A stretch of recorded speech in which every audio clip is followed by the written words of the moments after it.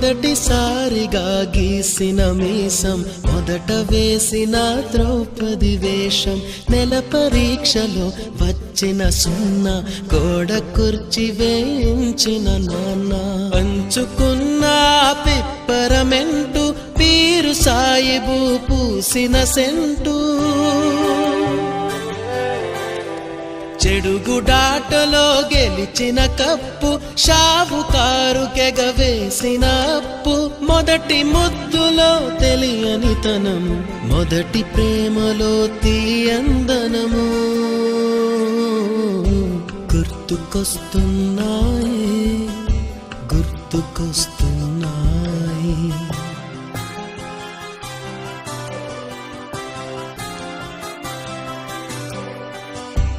ఎదలోతులో ఏ మూలను నిదురించు జ్ఞాపకాలు నిద్రలేస్తున్నాయి, గుర్తుకొస్తున్నాయి, గుర్తుకొస్తున్నాయి.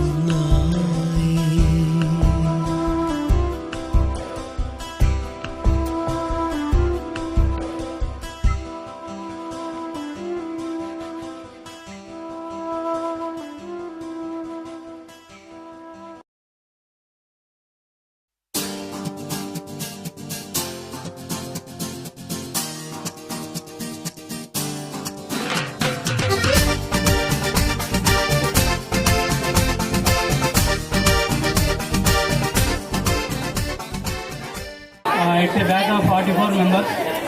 అంటే ఈరోజు ఒక 15 అంటే అప్ టు 20 మెంబర్స్ దాకా వచ్చినట్టున్నాము. అంటే కొంతమంది రావాలనుకున్నారు కానీ వాళ్ళ ఉద్యోగ రీత్యా, పర్సనల్ పనుల రీత్యా రాలేకపోయారు. అలాంటి వాళ్ళు కూడా అంటే చాలా మిస్ అవుతున్నారు. అంటే it's a golden opportunity to everyone to meet here. అదేవిధంగా అంటే that days will never come back. అంటే ఆ రోజుల్లో ఏముండేది కదా. ఇప్పుడు అంటే బరువు బాధ్యతలు, పిల్లలు, సంసారం అన్నీ అయినాయి. కానీ అప్పట్లో అయితే హ్యాపీగా చదువుకున్నామా, ఆ రోజు అయిపోయిందా, నెక్స్ట్ డేకి మూవ్ ఆన్ అయిపోయినామా అన్నట్టు ఉంటుండే. చాలా రోజులు అంటే అందరూ అంటే మా బ్యాచ్లో అయితే దీని పుణ్యమా అని చెప్పి మా బ్యాచ్లో ఉన్న 44 మెంబర్స్ని ట్రేస్ అవుట్ చేసి పర్సనల్గా ఇన్వైట్ చేయడం జరిగింది. వాళ్ళ పర్సనల్ పనుల రీత్యా వాళ్ళ అంటే మేబీ పాసిబిలిటీస్ లేకపోవడం వల్ల రాలేకపోయారు. అంటే వాళ్ళు డెఫినెట్గా ఫీల్ అవుతారు. అంటే ఈ ఫోటో చూసిన తర్వాత అరే మనం కూడా వెళ్ళుంటే బాగుండేదని డెఫినెట్గా అనుకుంటారు.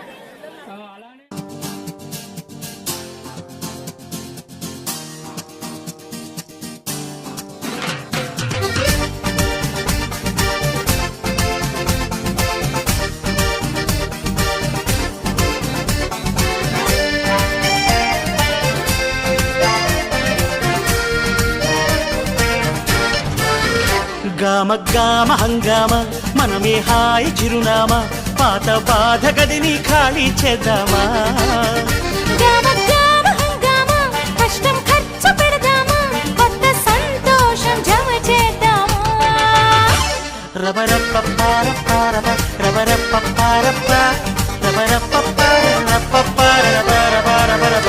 గామ గామ హంగామ మనమే హాయి చిరునామా, పాత బాధ గదిని ఖాళీ చేద్దామా.